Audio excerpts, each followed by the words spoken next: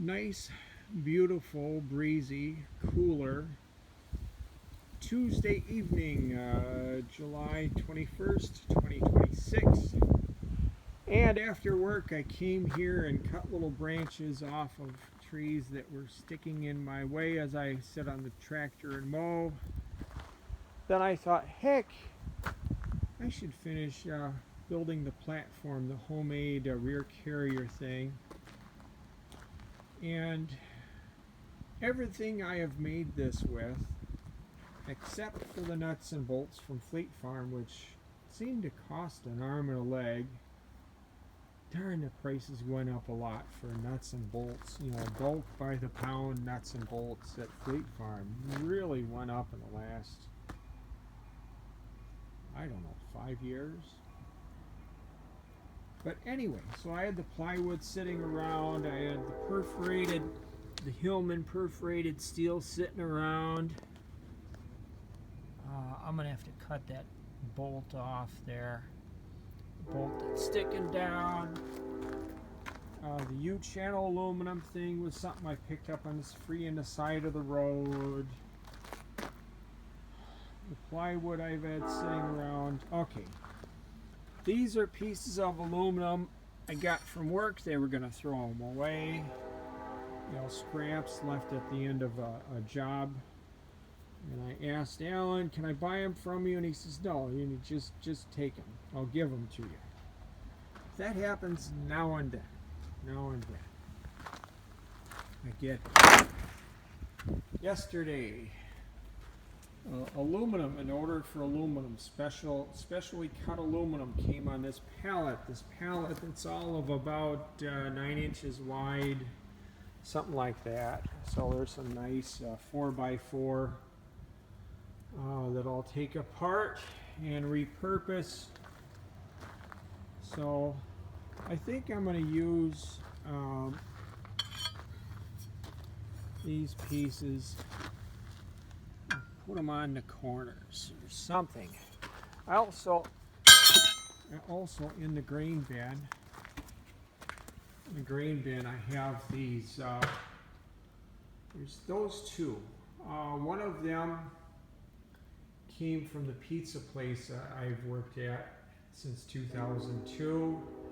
The other one came from another restaurant in town. They were just throwing it out. So I might use parts of that to make, to build sides on this thing.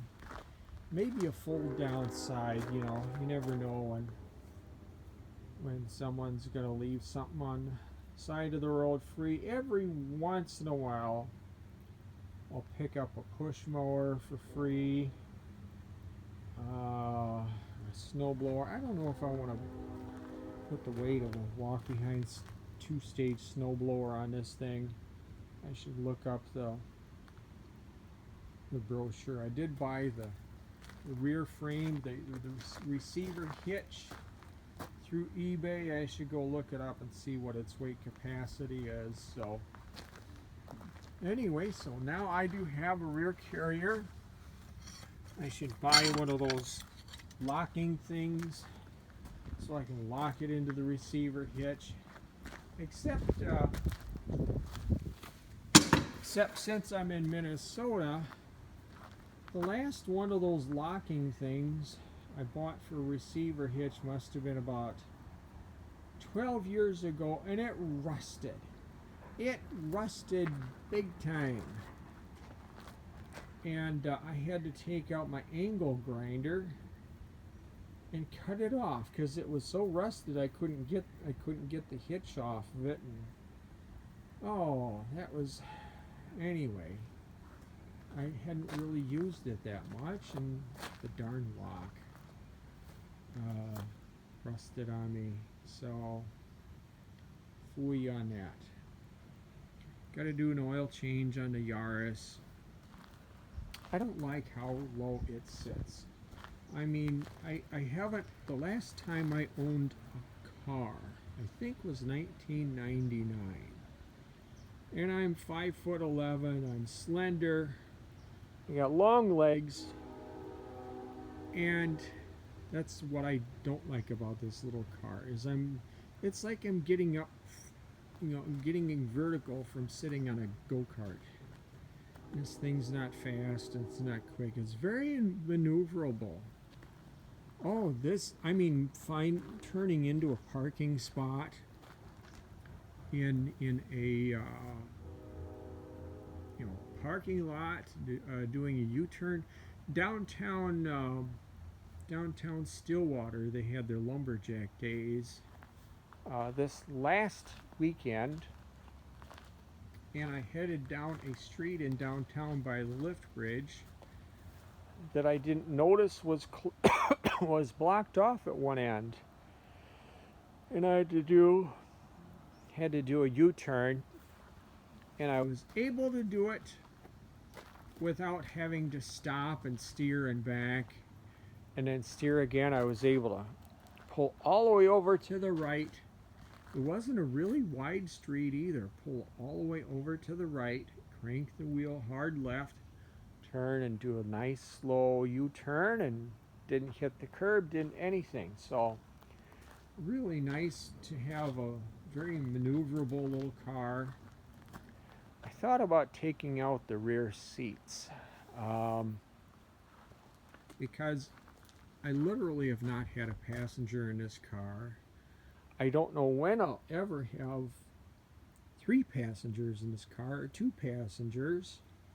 I do want to keep the right front seat in case I do find a date. But